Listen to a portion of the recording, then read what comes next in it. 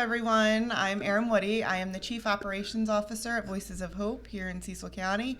I was asked to do a short video to introduce myself, tell you a little bit about what brought me into recovery and what brought me to Voices of Hope. So I hope you get a little bit of hope from it. I have a lot of titles. I consider myself a person in long-term recovery, which means to me I haven't found a reason to use a mood or mind-altering substance since June 3rd, 2016. But I'm also a mother. I am a partner. I'm a friend. I'm a sister. I am a daughter. And I'm a productive member of society today.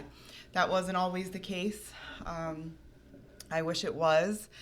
I went through a time in my life where, I used outside sources to numb feelings and run away from reality. Deep in my addiction, towards the end, it left me homeless in my car with my daughter. She was 1 at the time.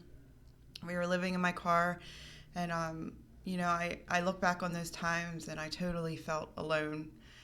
I felt like no one cared, that there wasn't a care in the world for me, and I felt invisible. Towards the end, I suffered a near-fatal overdose at a local park, and a bystander called 911. And when they responded, the Elkton Police Department, they gave me Narcan, which ended up saving my life. My 1-year-old daughter was in the back seat. And, every day I'm thankful for that. I'm thankful that when those police officers showed up, that they didn't judge me. They didn't stigmatize me. They didn't look at me and say, how can she do that? Her daughter's here. I think every day that they looked at me as a human being and that they saved my life. If they hadn't saved my life and treated me like that, then I wouldn't be here today to be able to talk to you.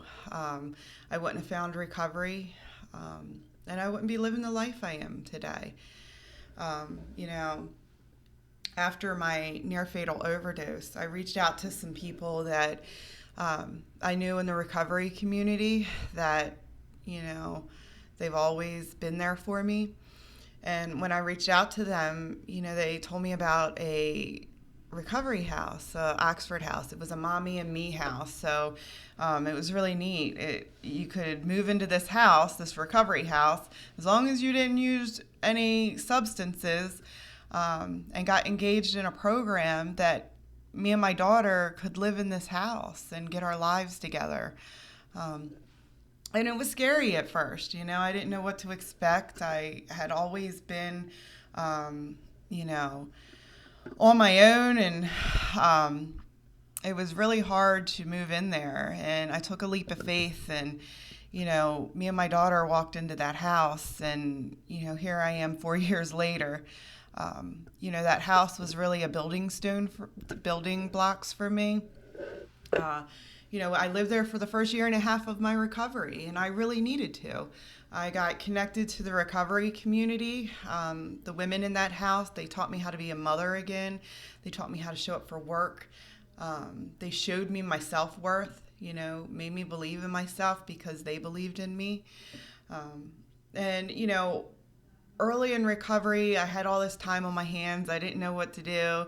I was working, but I still had this extra time, and I was just really searching for some kind of meaning in my life, I wasn't the best of mom. I had a lot of guilt around some of the things I had done in my life, and I was really hard on myself and self-doubt. And I heard early in recovery about Voices of Hope. I heard that a whole bunch of people in recovery started this organization, and every Wednesday they would meet at the health department and talk about events and fun events to do. And so I started to show up. I was early in recovery, but it gave me something to commit to. It gave me something to just show up for. And those first couple times that I showed up, I just felt like I always belonged there. I felt like, that was my calling. I would show up and, be welcomed with open arms, felt needed. They're like, well, what can you do? Can you do events? Can you help get some food together? And I love to cook, so I'm like, sure, I can help with some cookouts. And before long, it just kind of transformed into something else that I never, ever could have imagined. After showing up week after week, month after month, and, it was going through a stage of growth, right? Before I knew it, I just had a passion for what we were doing. We started to really reach out and start helping people access treatment, getting them connected with peer support. I didn't even know what peer support was in the beginning. All the times that I was admitted to the hospital, I never heard the word peer. When I was in active addiction, I never really heard the word peer. And the peer support really just took off. And I didn't know, but, me showing up as a volunteer all this time, that really I was getting peer support from the place I was volunteering at.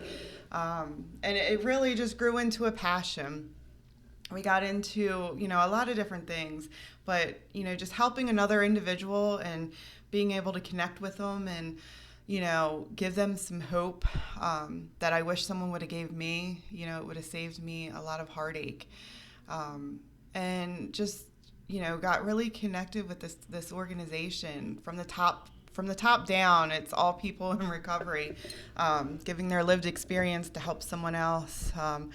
And, we started a harm reduction program, and I was instantly drawn to the harm reduction because my life was saved by harm reduction, right? If someone wouldn't have gave me Narcan, I wouldn't be here. I wouldn't be able to be here to talk to you. So my passion kind of grew around the harm reduction. And, we started to go out into communities and talking to individuals who were still in active addiction and just giving them support, giving them Narcan so they could stay safe, and have a chance at life, man. And, that program just really grew. I found myself digging in and just really wanting to know more about harm reduction and educate myself so I could educate others.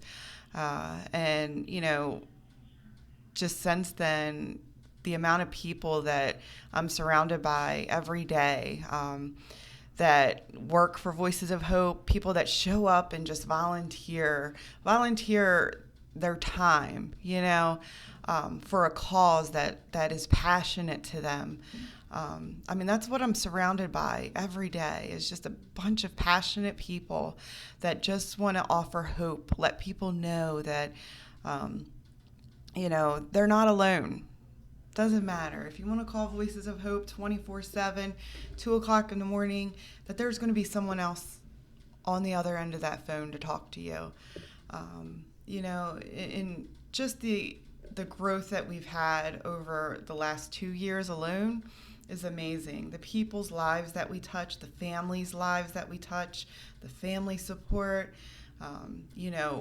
reaching out across the state and helping other people with a passion for this work to get certified and help them enter this field and to be able to be a mentor to so many people, when at one point I didn't think I mattered, So one of the biggest things Voices of Hope has given me is a passion to live again, a passion to help others, and meaning, meaning of life again, meaning as a person. And, that's a little bit about me. That's what brought me to Voices of Hope. I hope you check us out because we are some amazing people. Every day I'm touched. My heart is touched by the people that I work with.